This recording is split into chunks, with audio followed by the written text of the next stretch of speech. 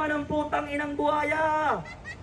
Oy, putang inang buhaya, pakyo ka, gago, yawa, inutil. Etong nasa puting kotse po, palabas na po ang isang napakalaking buhayang gago.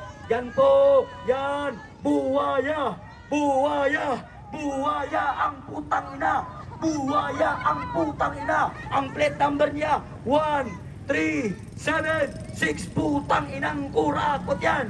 Gago! Palabas na naman po ang isang kurakot na buhayang buwisit. Ang gaganda ng kotse nila. Halatang halata na galing sa buwis ng taong bayan. Ayan po, palabas na po isang buhaya. Palabas at papasok ang mga buhayan to. Humahakot ng pera ng taong bayan. Mga buhaya, malalaki ang mga tiyan, malalaki ang bulsa. Toyota, naka-Toyota ang buhaya. Naka-Toyota ang buhaya. Meron pang buhaya doon. Ang daming buhaya yan. Palabas ang buhaya. Mga buhayang buwisit, mga gago yan. Naka-Toyota ang buhayang kurakot na inutil na hinayupak.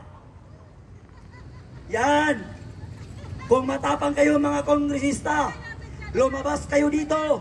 Magrambulan tayo dito, mga putang ina. Ito na ako ngayon, congressman.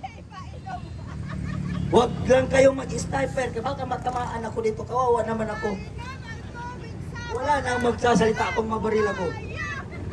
Yan. Yung mga polis dyan, ingatan nyo dyan, baka kagating kayo ng mga buhaya. Yung mga barya nyo sa bulsa, ilagay nyo sa bag, baka pati yung mga barya kainin ng mga congressman na pinoprotektahan ninyo. Kaya itong mga putang inang buhayang ito, lumabas kayo dyan, magrambulan tayo! Mga putang inang buhayang kurakot na politiko, lahat ng driver, tricycle driver na ayaw na sa korupsyon, magsilbato na kayo! Silbato! Magbusina naman kayo dyan kung ayaw na nasa korupsyon. Busina! Busina! Busina kontra korupsyon ng mga hampas lupang nayupag na inanutil ng mga congressman na yan. Yan! Palabas na naman po ang mga buhayang putang ina. Yan po, buhaya yan, buhaya. Tandaan nyo mga kotse nila. Yan, buhaya. Hoy, pakyo putang ina mo, buhaya. Buhaya yan. Eto ka oh. Meron ka pa nalalamang papaybay dyan, putang ina mong buhaya ka. Eto, buhaya rin ito. Buhaya rin yan, buhaya yan. Yan, gaganda ng mga kotse nila. 1131, buhaya yan. Tama yan, silbato. Husina kontra korupsyon. Palabas at papasok ang mga putang inang to ng mga buhaya. Nagpapahirap na sa taong bayan. Mga taga-batasan, halina kayo rito. At tayo ang gumawa ng batas para sa korupsyon. Mga estudyante, lumabas na kayo dyan sa school ninyo. Bumili kayo ng lighter at gasolina. Sunugin na natin to. Yon, pumasok na naman ang mga buhaya, oh. Pumasok na naman ang mga buhaya. Ilang bilyon na naman. Oy, mga pulis, umalis na kayo dyan. Ang init na ng araw. Mangingitim kayo dyan. Sige, kaiwan ka ng jowa mo.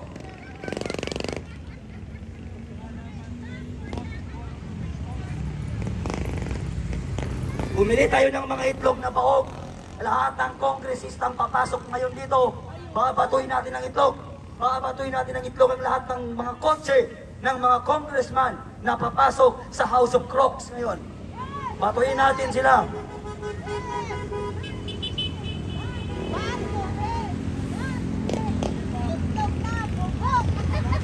Halina kayo rito. Pasok na kayo dito. May papalabas na naman pong buhaya mga kababayan. Pagmasdan po natin ang isang kotse ng buhayang putang inang congressman na galing sa House of Crocs. Madlang people, eto na po siya. Nakatama raw ang buhaya. Nakatama raw ang buhaya. 3335. Isang buhaya naman po ang palabas mga kababayan. Pagmasdan po natin, tignan po natin ang kotse, ang sasakyan ng isang buhayang palabas. Lugaw lang, okay na? Yung 1 million na budget ng Sangguniang Kabataan, SK, saan mo pinunta? Ang palugaw lang ba? Hanggang kondom lang ba? Kung ako bigyan ng SK chairman ko ng kondom, doon mismo sa harapan niya, isampal ko sa kanya. Bakit? Tinuturuan niya ang mga kabataan ng kalandian eh. Putangin ng SK yan. Diba? Kaya mula SK, papunta sa Malacanang, kurakot yan. Ano ba ang trabaho ng SK Chairman? Panatiliin ang proteksyon sa kabataan, bumili ng school supply, suportahan ang mga estudyante, bantayan ang kabataan. Pero nakita nyo ba si SK lumabas? Hindi. Yan. Kaya mula kabataan, magnanakaw. Pagdating sa kapitan, magnanakaw. Pagdating sa konsilor, magnanakaw. Pagdating kay mayor, governor, congressman, hanggang sa senator, hanggang sa presidente, putang ina, magnanakaw. Yan ang dahilan kung bakit hindi umuunlad at umaasenso ang bansang Pilipinas mula noon hanggang ngayon. Yan. Kawawa kayo mga Pilipino.